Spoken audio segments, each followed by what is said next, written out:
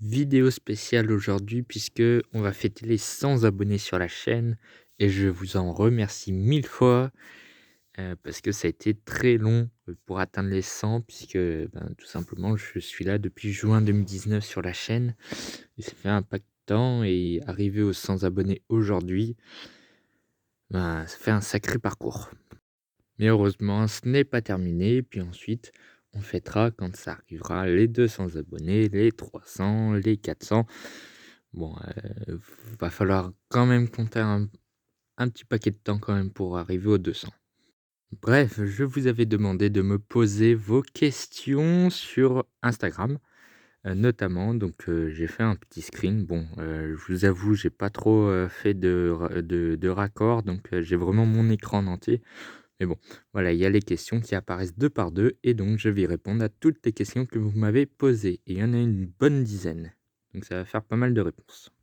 Et c'est parti donc avec la première question. La première question donc, on me demande, c'est quoi tes futurs projets? Donc, sur la chaîne évidemment. Je vous en avais parlé quelques fois, c'est de commenter les 24 heures du Mans ou les 24 heures de Daytona pour 2023. C'est clairement mon objectif, pour les jours, enfin pour les années à venir.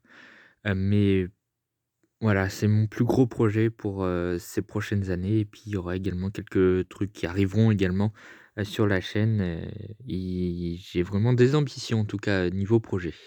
Tout de suite là maintenant, je pourrais pas te dire, vraiment ce qui serait mes futurs projets. J'en ai un, donc je te le dis, mais après je sais pas trop, il faudra attendre un petit peu. Je prends un peu, jour par jour.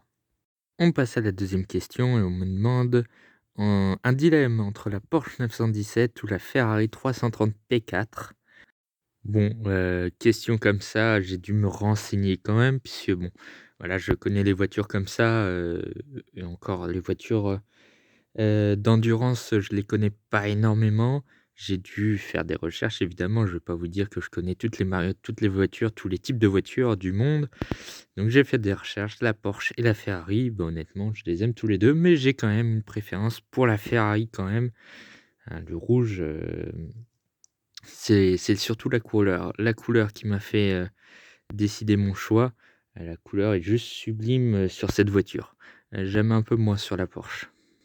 Et c'est parti pour la troisième question, donc un peu presque la même, question que tout à l'heure sur, la première question. Quels sont tes prochains objectifs?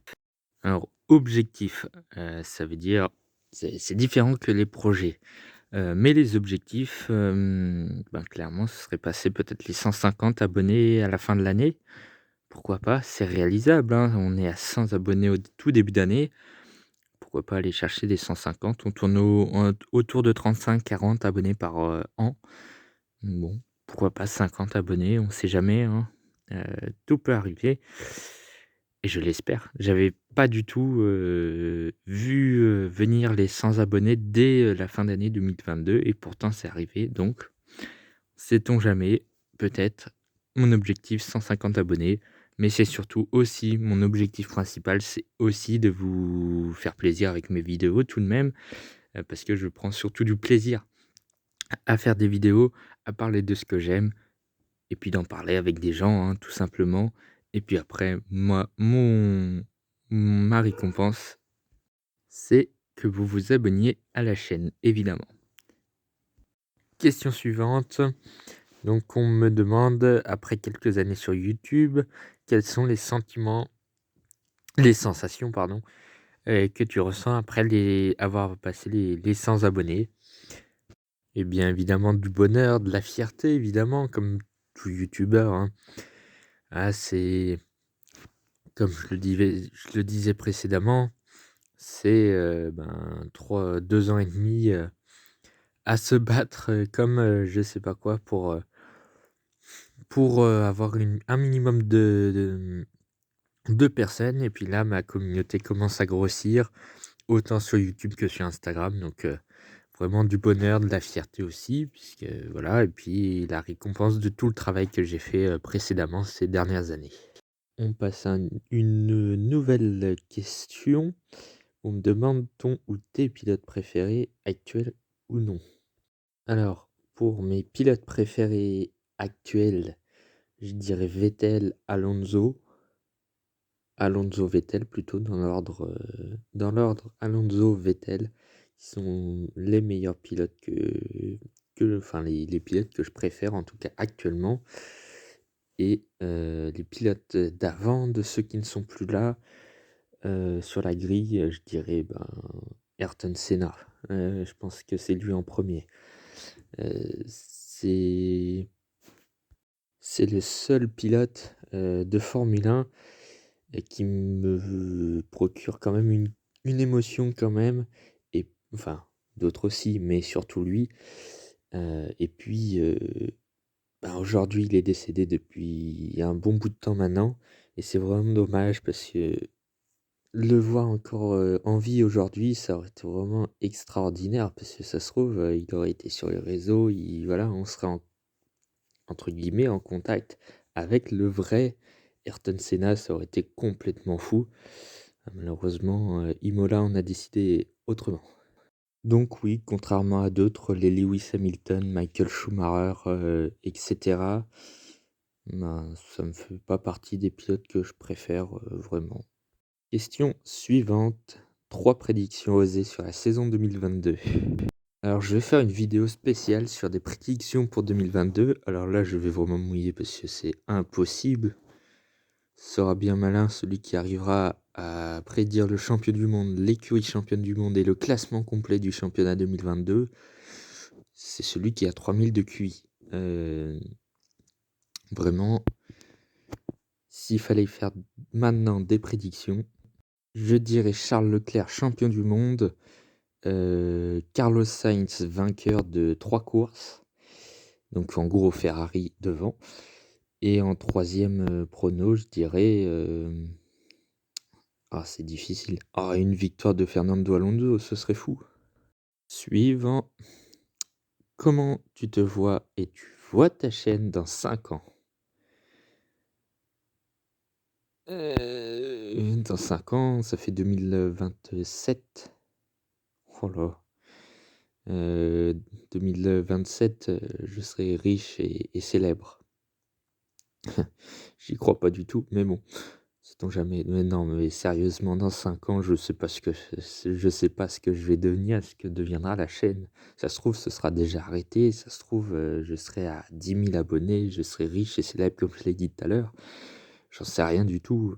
5 ans, c'est beaucoup trop. Si tu m'avais dit dans 1 an ou 2, je t'aurais peut-être répondu quelques trucs, mais dans 5 ans, il va y avoir des évolutions en 5 ans. On passe à la suite. Penses-tu faire des vidéos short? Alors, j'en avais pas l'utilité jusqu'à maintenant. Je vais peut-être en faire une de temps en temps, voilà, en fin de mois peut-être. Éventuellement, apparemment, ça marche pas mal. Bon, voilà. Bon, après, au début, j'en ai fait. Enfin, à l'époque, en 2019, il n'y avait pas encore de vidéos short, donc les vidéos de moins d'une minute, elles passaient comme des vidéos réelles, des vidéos normales. Et du coup, avec leur nouveau truc, je crois que c'est arrivé en 2020 ou 2021. Du coup, mes premières vidéos sont passées en vidéo short. Et du coup, j'ai eu pas mal de vues, mais pas beaucoup d'abonnés. On passe à la suite. Alors, qu'as-tu pensé de la saison 2021 de F1? Alors, très, très intense. C'était pas court et intense, c'était long et intense. Je peux vous dire qu'après une saison comme ça, d'habitude, j'ai toujours envie que ça redémarre tout de suite derrière. Pour le coup, j'ai envie de faire une petite pause quand même sur la F1. Vivement 2022, mais clairement, une pause entre 2021 et 2022, ça fait pas de mal. Question suivante. Quel type de thème tu vas aborder pour avoir plus d'abonnés? Clairement, je fais pas les vidéos pour avoir des abonnés. Bon, je vous avoue que s'il y en a, c'est pas plus mal. Mais clairement, je prends les sujets vraiment parce que j'aime ça, parce que j'aime ces sujets, les sujets qui m'intéressent vraiment. Mais cette année, du coup, ben, il y aura, comme je l'ai dit sur la vidéo, en début d'année, sur mon programme de 2022, eh bien, il y aura de tous les sports automobiles. Il y aura l'IndyCar, le WRC, tout, la Formule électrique, le Dakar aussi. Je ferai une petite vidéo dessus. Donc voilà un peu tout le programme. Mais vraiment, je fais pas un programme pour prendre des abonnés. C'est dans l'idée, mais je prends avant tout du plaisir. On passe à la suite. Ton pilote préféré? Donc j'ai répondu tout à l'heure, hein, Alonso, Vettel, Senna, c'est un peu le trio de tête. Je pourrais rajouter aussi Verstappen éventuellement.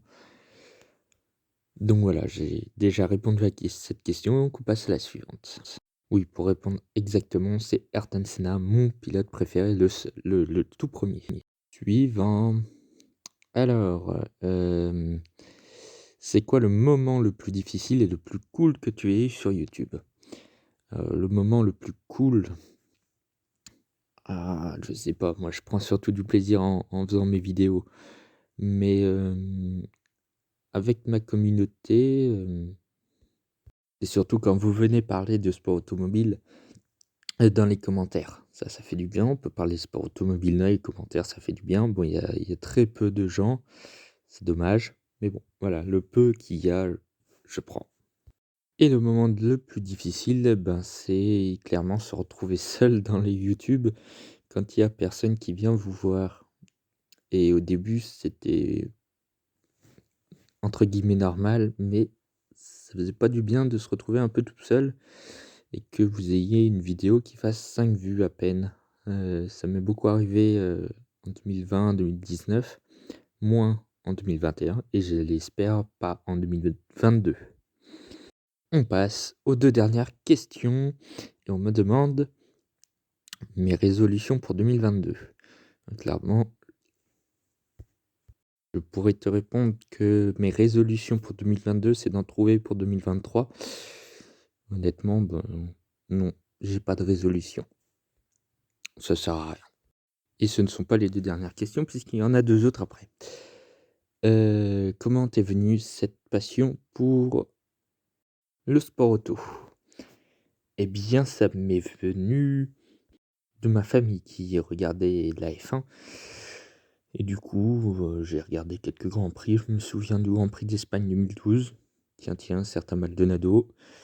Je me rappelle aussi de 2-3 courses en 2012-2013 et puis je m'y suis vraiment mis en 2014.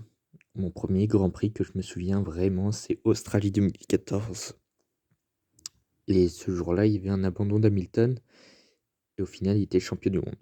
Ça partait mal, mais au final, ça finit bien pour Lewis Hamilton en 2014. Alors, quelles étaient tes motivations pour commencer sur YouTube? Eh bien, au départ, il n'y en avait pas. Il n'y avait pas de motivation particulière. Je pensais faire 1-2 vidéos, voilà, de trucs un peu humoristiques.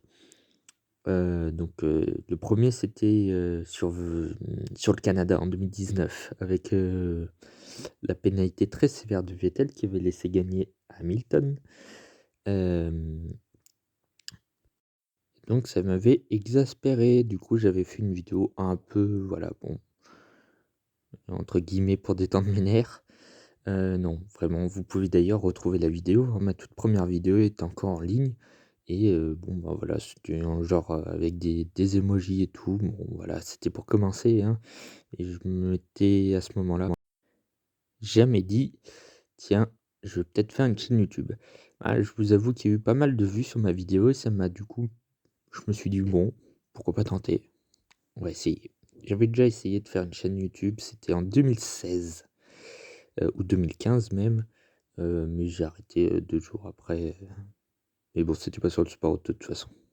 Et enfin, Verstappen ou Hamilton, pour bien finir.